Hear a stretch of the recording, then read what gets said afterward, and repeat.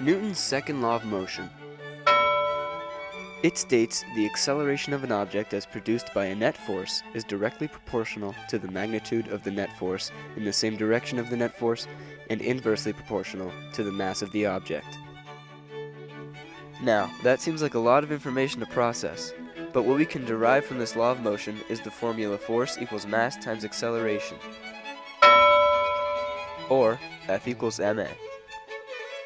One of the main concepts of Newton's second law is acceleration, which is when an object changes speed and direction. Gravity acts on all objects and accelerates all objects at a constant rate during free fall. We can do a small experiment to demonstrate how this works. By dropping a piece of paper, we can observe that the paper will accelerate downwards due to the force of gravity.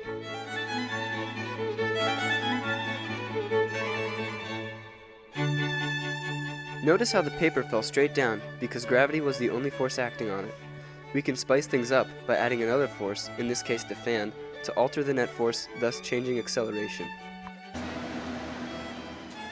With the added force of the fan, the paper falls at a diagonal because its net force is changed.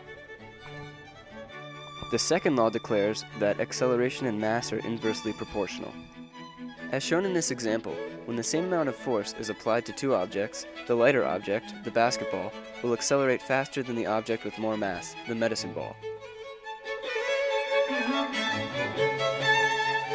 If we apply the same amount of force to the medicine ball as we did to the basketball, it won't accelerate enough to go through the hoop. More force has to be applied to accelerate an object with a greater mass.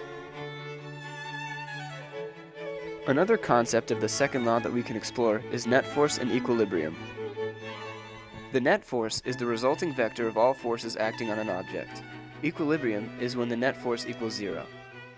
As you can see, the pool balls are initially in equilibrium. When the cue ball, an outside force, hits the resting pool balls, their net force changes in the direction they were hit, causing them to no longer be in equilibrium.